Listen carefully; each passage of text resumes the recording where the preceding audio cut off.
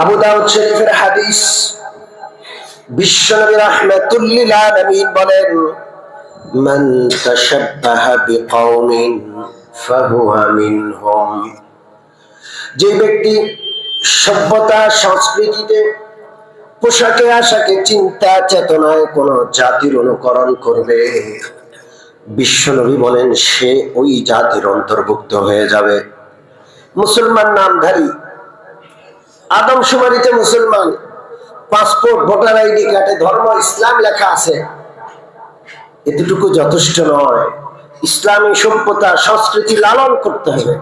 আপনি যদি অন্যদেরটা লালন করেন, রাসূলুল্লাহর ঘোষণা ফাহুয়া মিনহুম, আপনি তাদের অন্তর্ভুক্ত হয়ে গেলেন, আপনি আর মুসলমানের মধ্যে নাই। আমাদের সন্তান, আমাদের পরবর্তী প্রজন্ম এগুলো করছে, কে বুঝাবে তাদেরকে? আমি বলতে চাই, এই ব্যাপারে গার্জিয়ানদের যেমন দায়িত্ব রয়েছে, আপনার সন্তান এই কাজ করেছে আপনি দায়ী, আপনার বিল্ডিং এই অন্যায় কাজ হয়েছে আপনি দায়ী, পাশাপাশি প্রশাসন এবং দেশের শাসক বড়ভাবে দায়ী। কারণ যে বাজিগুলো ফোটানো হয়েছে, যে ফটকাগুলো ফোটানো হয়েছে, যে আতশবাজি ফোটানো হয়েছে, এগুলোর উৎস কোথায়? এগুলো কারা আমদানি করেছে, কারা বাজারজাত করেছে, কারা দোকানে দোকানে বিক্রি করেছে, এই প্রত্যেকের হাতে কেমনে পৌঁছলো? প্রশাসন তো আরো অনেক আগে থেকে সতর্ক থাকা দরকার ছিল। সম্মানিত মুসল্লিয়ানে কিরাম,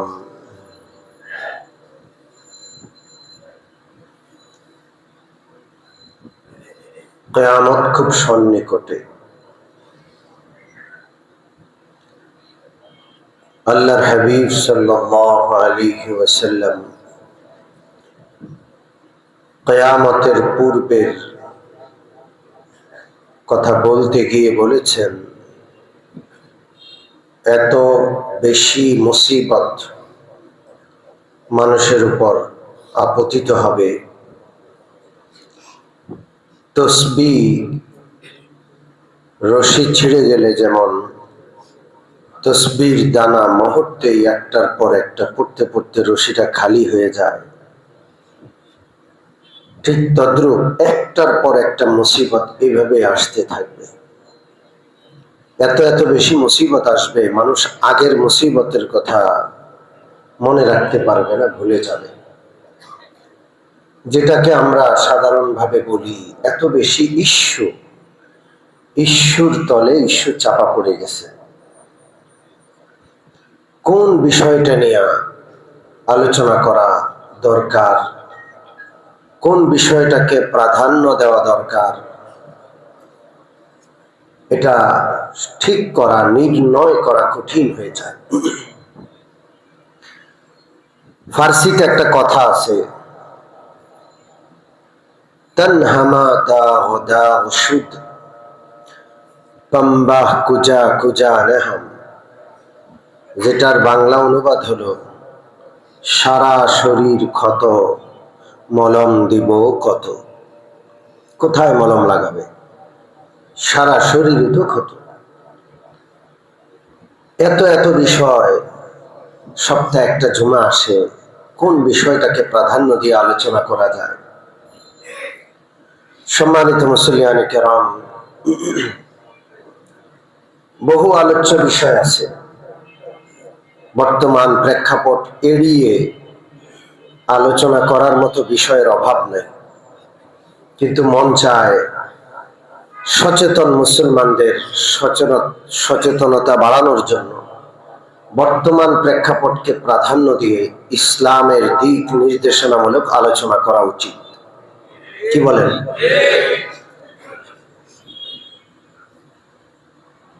আমাদের এই দেশটাকে নিয়ে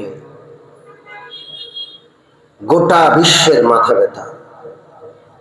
যদিও ক্ষুদ্র ছোট্ট একটা দেশ, কিন্তু পরাশক্তিগুলোর টার্গেটে পরিণত হয়ে গেছে আমাদের এই ছোট্ট মাতৃভূমিটা। আমাদের দেশকে খুবলে খাওয়ার জন্য, ছিন্ন ভিন্ন করে দেওয়ার জন্য, এই দেশের স্বাধীনতা সার্বভৌমত্ব নস্যাৎ করে দেওয়ার জন্য সমস্ত পরাশক্তি ঐক্যবদ্ধভাবে লেগেছে। শুধু এতটুকু বেশ কম যে সকলের স্বার্থ এখনো এক হয়নি। পরাশক্তি এক একটা এক এক রকমে আমাদেরকে ব্যবহার করতে চাচ্ছে, সেটা হয়তো একজনেরটা আরেকজনের সাথে এখনো মিলে নাই। না হয় এই দেশের অস্তিত্ব এতদিন থাকতো না।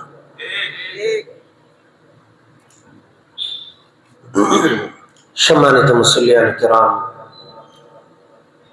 গত সপ্তাহে বাংলাদেশের সবচেয়ে গুরুত্বপূর্ণ স্থাপনা সচিবালয়ে আগুন লেগেছে। সচিবালয়ের বড় একটা অংশ পুড়ে ছারখার হয়ে গেছে। এই সপ্তাহ আস্তে আস্তে আমরা কিন্তু ভুলে গেছি মোটামুটি, ওইটা আর আমাদের মনে নেই। আমাদেরকে সচেতন হতে হবে। বিশ্বাস করেন, এই দেশের স্বাধীনতা সার্বভৌমত্বের সাথে ইসলামের সম্পর্ক। ইসলাম টিকবে, টিকে থাকবে, স্বাধীনতা সার্বভৌমত্ব টিকে থাকবে। ইসলাম ক্ষতিগ্রস্ত হবে, এই দেশের স্বাধীনতা সার্বভৌমত্ব ধ্বংস হয়ে যাবে। মনে রাখতে হবে, আল্লাহ যেন ইসলামকে বুকে ধারণ করে সমস্ত মুসলমানদের, এই দেশের সমস্ত কালমাওয়ালাকে বেঁচে থাকার এবং ইসলামকে বুকে ধারণ করে মরার তৌফিক দান করেন।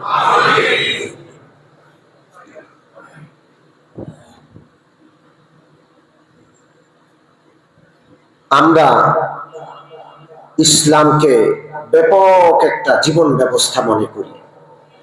শুধু ব্যক্তিগত জীবনে পালনীয় সামান্য কিছু ইবাদতের নাম ইসলাম নয়, গোটা জীবন ব্যাপী ইসলাম। শুধু নামাজ রোজা দিয়ে একটা আনুষ্ঠানিকতা পালন, এটা ইসলাম নয়। ইসলাম গোটা জীবনকে শামিল করে, গোটা জীবনে ইসলাম। মুসলমান শুধু নামাজ পড়বে, শুধু রোজা রাখবে, এতে অমুসলিমদের কোনো সমস্যা নেই। যেই মাত্র মুসলমান চাইবে যে ইসলামকে আমরা সমাজ ব্যবস্থায় আনবো, বিচার ব্যবস্থায় আনবো, রাষ্ট্র ব্যবস্থায় নিয়ে আসবো, অমুসলমানদের মাথা খারাপ। এটা কেউ চায় না। আমেরিকাও চায় না, ইউরোপও চায় না, ইন্ডিয়াও চায় না, এবং চায়না নামক রাষ্ট্র আর পুরো শক্তিও এটার সাথে একমত না। ঠিক কি ঠিক না? এই জন্য হাজার রকমের চক্রান্ত এই দেশের মুসলমান, এই দেশের ইসলাম, এই দেশের ভূখণ্ড নিয়ে। আমি গত সপ্তাহে আলোচনা করেছিলাম যে আমরা অমুসলমানদের কোন সভ্যতা সংস্কৃতি পালন করব না। আলহামদুলিল্লাহ, কিছু যুবক তো তৈরি হয়েছে যারা পালন করেনি, করবে না ইনশাআল্লাহ। কিন্তু এই সমস্ত বিষয়গুলো এখন ব্যাপক আকার ধারণ করেছে। প্রত্যেক বছর আগের বৎসরের চেয়েও আরো বড় আয়োজনে এগুলো উদযাপন হচ্ছে। ঠিক ঠিক না? বিশাল আয়োজন। আমাদের এলাকায় উত্তরায় মসজিদ থেকে ঘোষণা হয়েছে বারবার, কোনোভাবেই 31st নাইটে কোন রকমের উদযাপন চলবে না। আমাদের কাছে মসজিদগুলোতে আর্মির পক্ষ থেকে বিজ্ঞাপন প্রজ্ঞাপন গেছে, সেগুলো পড়ে শোনানো হয়েছে, মাইকে ঘোষণা হয়েছে। এত কিছুর পরেও যখন 12টার কাছাকাছি সময় ওখানে টিকাই যাচ্ছিল না। জানি না আপনাদের এলাকায় কি হয়েছে, টিকাই যাচ্ছিল না। কারা এরা? এরা কারা? নিজের অস্তিত্ব, নিজের দিন ধর্ম সব বিলীন করে এরা গা ভাসিয়ে দিচ্ছে পশ্চিমাদের সভ্যতা সংস্কৃতিতে। এরা কারা? এরা কি মুসলমান না? আমরা জিজ্ঞেস করি, এরা মুসলমান না? মুসলমান, এরা মুসলমান। এটা চলে গেছে, তারপর আমি অনুভূতি আনার জন্য আবার বলছি। আবু দাউদ শরীফের হাদিস, বিশ্বনবী রাহমাতুল লিল আলামিন বলেন, মান তাশাব্বাহা বিকওমিন ফাহুয়া মিনহুম। যে ব্যক্তি সভ্যতা সংস্কৃতিতে, পোশাকে আশাকে, চিন্তা চেতনায় কোন জাতির অনুকরণ করবে, বিশ্বনবী বলেন সে ওই জাতির অন্তর্ভুক্ত হয়ে যাবে। মুসলমান নামধারী, আদমশুমারিতে মুসলমান, পাসপোর্ট, ভোটার আইডি কার্ডে ধর্ম ইসলাম লেখা আছে, এতটুকু যথেষ্ট নয়। ইসলামী সভ্যতা সংস্কৃতি লালন করতে হবে। আপনি যদি অন্যদেরটা লালন করেন, রাসূলুল্লাহর ঘোষণা ফাহুয়া মিনহুম, আপনি তাদের অন্তর্ভুক্ত হয়ে গেলেন, আপনি আর মুসলমানের মধ্যে নাই। আমাদের সন্তান, আমাদের পরবর্তী প্রজন্ম এগুলো করছে, কে বুঝাবে তাদেরকে? আমি বলতে চাই, এই ব্যাপারে গার্জিয়ানদের যেমন দায় দায়িত্ব রয়েছে, আপনার সন্তান এই কাজ করেছে, আপনি দায়ী। আপনার বিল্ডিং এই অন্যায় কাজ হয়েছে, আপনি দায়ী। পাশাপাশি প্রশাসন এবং দেশের শাসক বড়ভাবে দায়ী। কারণ যে বাজিগুলো ফোটানো হয়েছে, যে ফটকাগুলো ফোটানো হয়েছে, যে আতশবাজি ফুটানো হয়েছে, এগুলোর উৎস কোথায়? এগুলো কারা আমদানি করেছে, কারা বাজারজাত করেছে, কারা দোকানে দোকানে বিক্রি করেছে, এই প্রত্যেকের হাতে কেমনে পৌঁছলো? প্রশাসন তো আরো অনেক আগে থেকে সতর্ক থাকা দরকার ছিল। গত বছর বহু ঘরে আগুন লেগেছে, একটা মানুষ মরে গেছে আগুনে পুড়ে। একটা বাচ্চা এই শব্দ শুনে সে চোখ মুখ উল্টে মারা গেছে। সম্মানিত মুসলিয়ানে কেরাম, যারা পরিবেশবাদী, আমাদের সেন্ট মার্টিনে যাওয়া বন্ধ করে দিয়েছে, আমাদের সমুদ্র সৈকতে যাওয়া অনেকটা সীমিত করতে চাচ্ছে তারা। কত তাদের পরিবেশ রক্ষার জন্য চিন্তা, আদালতে মামলা করে পশ্চিমাদের থেকে টাকা আইনা প্যাট পুরে। কিন্তু এই যে 31st নাইটে ঘটনাগুলো ঘটলো, এত এত আতশবাজি, এত এত শব্দ দূষণ, বায়ু দূষণ,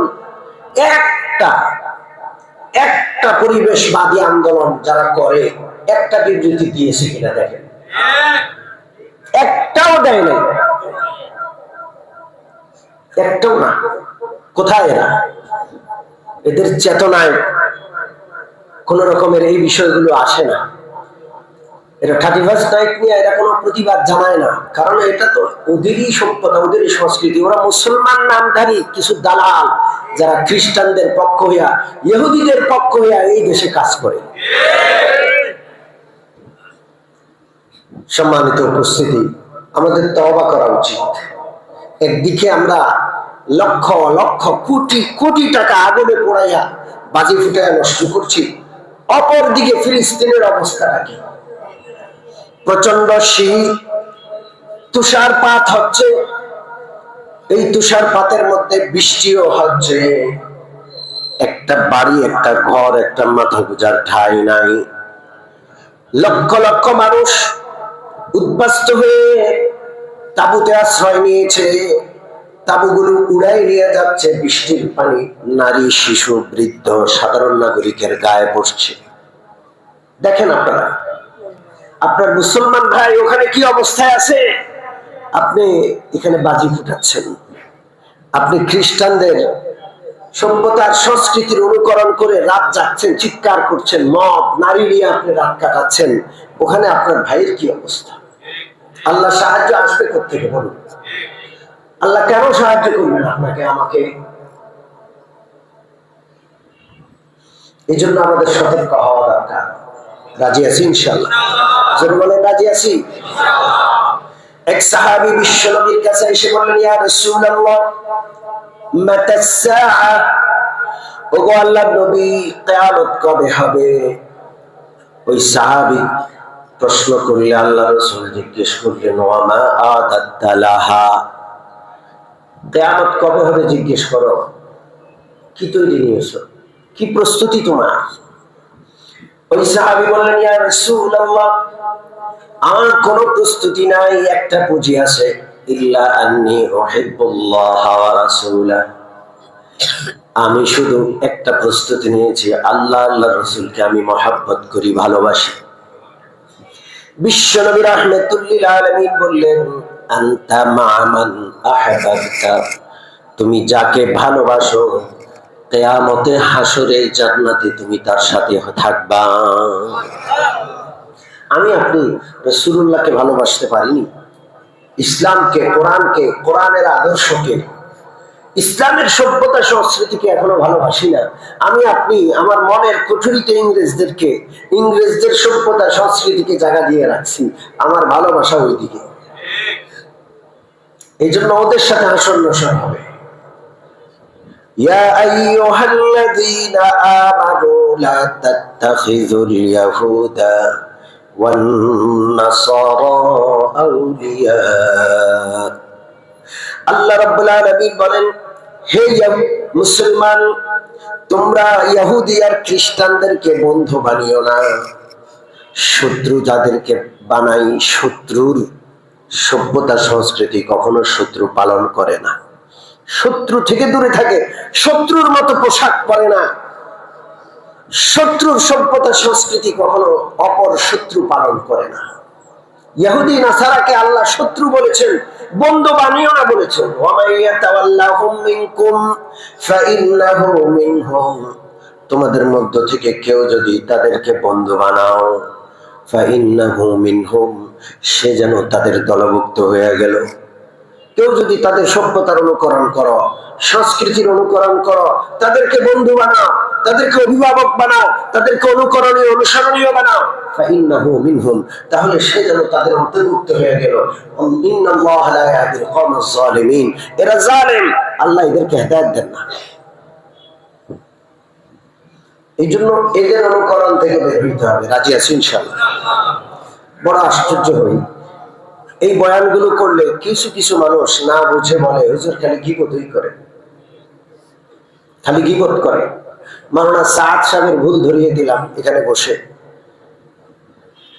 কমেন্ট আসলো গীবত করে, গীবত বন্ধ করা উচিত। মসজিদের মিম্বরে বসে গীবত করা হয়। পবিত্র কোরআনের 6 নম্বর পারার প্রথম আয়াতটা পড়তে হবে।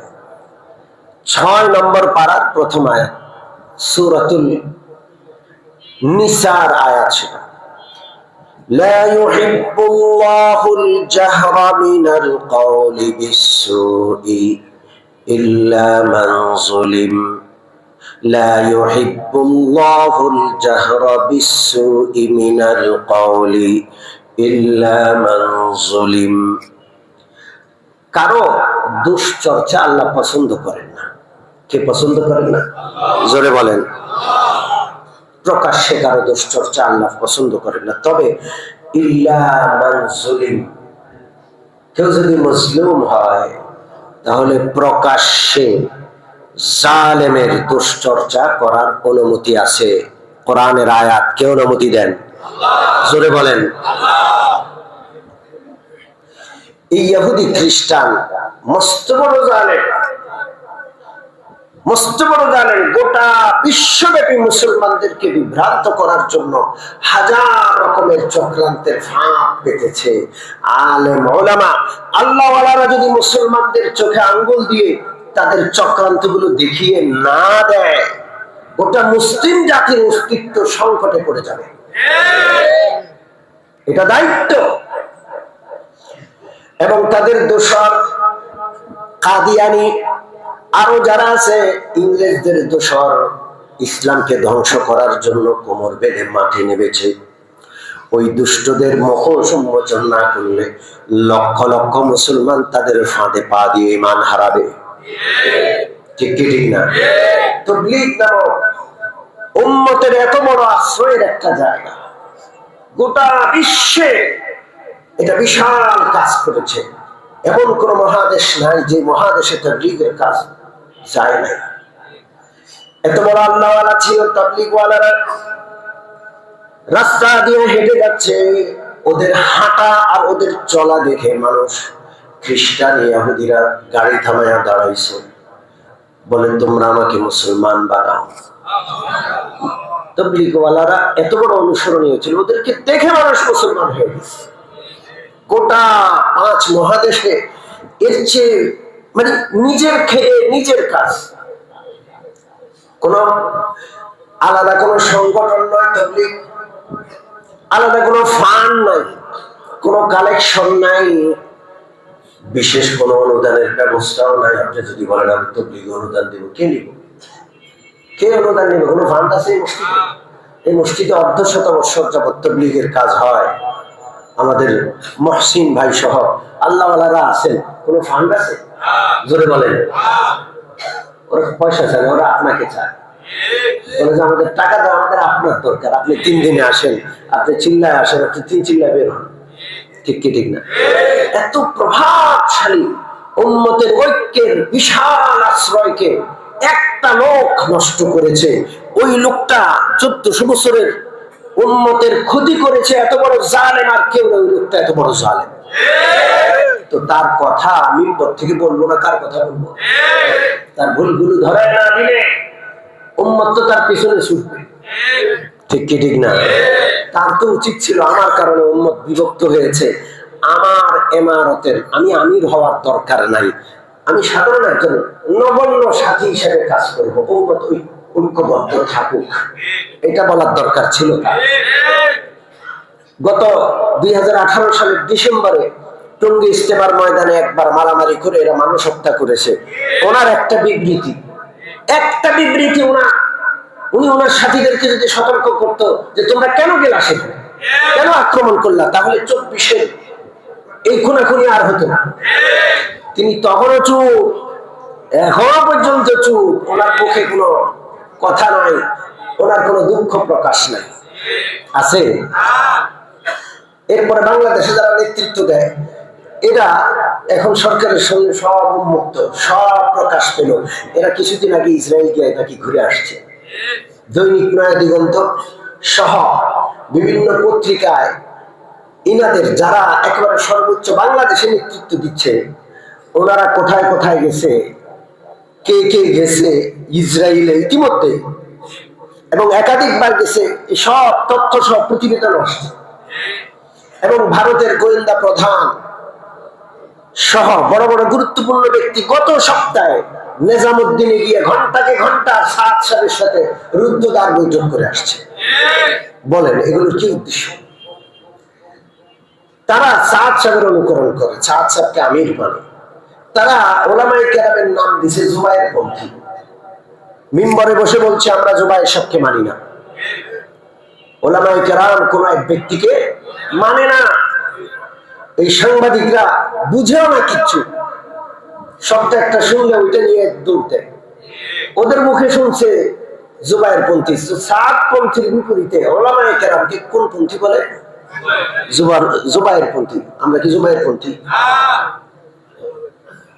জুবায়ের সাহেব কি বাংলাদেশের আমির? আমরা কি সাদ সাহেবের বিপরীত জুবায়ের সাহেবকে আমির মানি? তো জুবায়ের পন্থী কেন? পরিষ্কার কথা, উম্মতকে সতর্ক করবে উলামায়ে কেরাম, এক সাদ নয়। ইসলামের ইতিহাসে হাদিস শাস্ত্র গুরুত্বপূর্ণ একটি শাস্ত্র। আল্লাহ রাসূল সাল্লাল্লাহু আলাইহি ওয়াসাল্লামের বাণী, আল্লাহ রাসূলের কাজ, আল্লাহ রাসূলের সমর্থন, সবগুলোকে একত্র করছে হাদিস, কোরআন হাদিস। হাদিসগুলো সূত্র ধরে বর্ণনা করতে হয়। আমি কোন উস্তাদের কাছে পড়লাম, ওই উস্তাদ কোন উস্তাদের কাছে পড়েছেন, এইভাবে উস্তাদের নাম করতে করতে ইমাম বুখারী কার কাছে পড়েছেন? তার উস্তাদকে এইভাবে লক্ষ লক্ষ হাদিস, প্রত্যেকটা হাদিসের সূত্র দিয়ে আখিরে মিলে মুহাম্মাদুর রাসূলুল্লাহ সাল্লাল্লাহু আলাইহি ওয়াসাল্লাম পর্যন্ত। কত নির্ভরযোগ্য বিষয় হাদিস শরীফ, কত গুরুত্বপূর্ণ বিষয়। একটা হাদিস সনদ ছাড়া কবুল করা হয় না, গ্রহণ করা হয় না, সূত্র লাগে। কে কার কাছ থেকে শুনেছে? যারা হাদিসের বর্ণনাকারী, যারা হাদিসের সূত্র, প্রত্যেকের জীবনী প্রত্যেকের কর্মকাণ্ড, প্রত্যেকের জন্মস্থান, জন্ম তারিখ সহ সবকিছু মুসলমানরা মুহাদ্দিসিন, হাদিস বিশারদগণ হেফাজতে রেখেছেন। লক্ষ লক্ষ মানুষের জীবনী, লক্ষ লক্ষ মানুষের এই হাদিসের সূত্রে যে লক্ষ লক্ষ মানুষ আসছে, রাসূলুল্লাহ লক্ষ লক্ষ হাদিস, এই লক্ষ লক্ষ হাদিসের সূত্রের মধ্যে লক্ষ লক্ষ বর্ণনাকারী, প্রত্যেক বর্ণনাকারীর ব্যাপারে আলোচনা আছে, জীবনী আছে। এক মুহাদ্দিস আরেক মুহাদ্দিসের কাছে হাদিস শিখতে গেছে, হাদিস শুনতে গেছে, গিয়া দেখে তিনি টুকরির মধ্যে কিছু নাই, নিজের ঘোড়াকে ডাকছেন।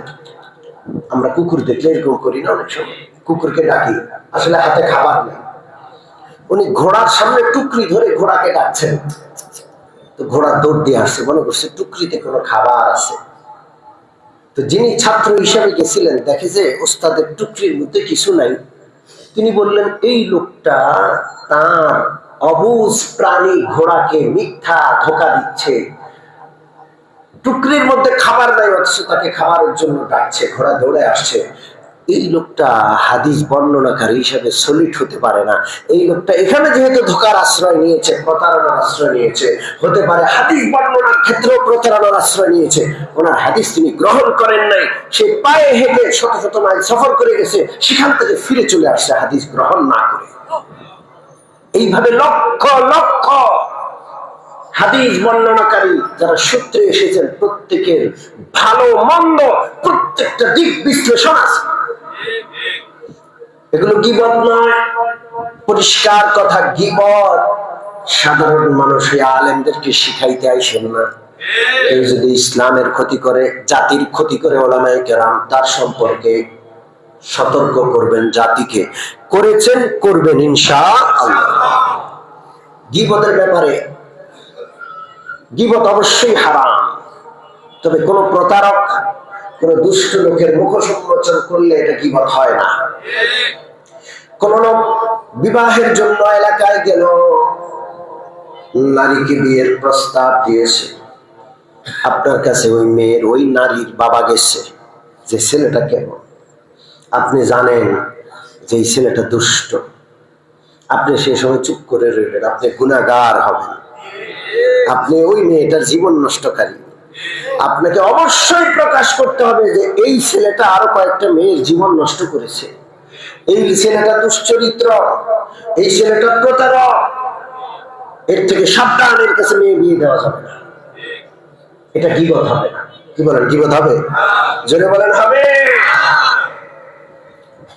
ইসলামের শত্রুদের মধ্যে দ্বন্দ্ব বাজায় দেওয়া, দুইজনের মধ্যে দ্বন্দ্ব বাজায় দেওয়া, এটা মারাত্মকতম অপরাধ, মারাত্মকতম গীবত। কিন্তু দোনো দল ইসলামের শত্রু, ওরা যদি ঐক্যবদ্ধ থাকে ইসলামের বিশাল ক্ষতি করবে। আপনি এক দলের কাছে আরেক দলের মিথ্যা গীবত করলেন, এই দলের কাছে ওই দলের মিথ্যা গীবত করলেন, ফলে ইসলামের শত্রু দুইটা দলের মধ্যে ভাঙ্গন দেখা দিল। এটা গীবত হবে না, আপনার বিশাল সওয়াব হবে। সুবহানাল্লাহ বলেন। শুধু শুধু আমাদেরকে গীবত শিখাইতে আসেন না। মিথ্যা বলা এটা যেমন হারাম, কবিরা গুনাহ, বিশেষ বিশেষ জায়গায় মিথ্যা বলা বিশাল সওয়াবের কাজ। স্বামী স্ত্রীর মধ্যে ফাটল, আপনি স্ত্রীর কাছে গিয়ে স্বামীর প্রশংসা করলেন যে তোমার স্বামী তোমাকে অনেক মহব্বত করে, তোমার স্বামী তোমার প্রশংসা করে, অথচ হারামও প্রশংসা করে, দুনিয়ার বদনামি করে।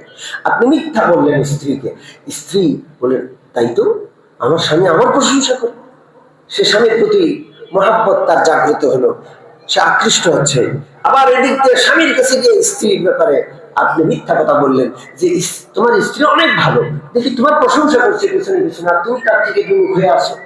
স্বামীও স্ত্রীর প্রতি আগ্রহী হলো, দুজনের মধ্যে মায়া আর মমতা জন্মালো, সংসার টিকে গেল।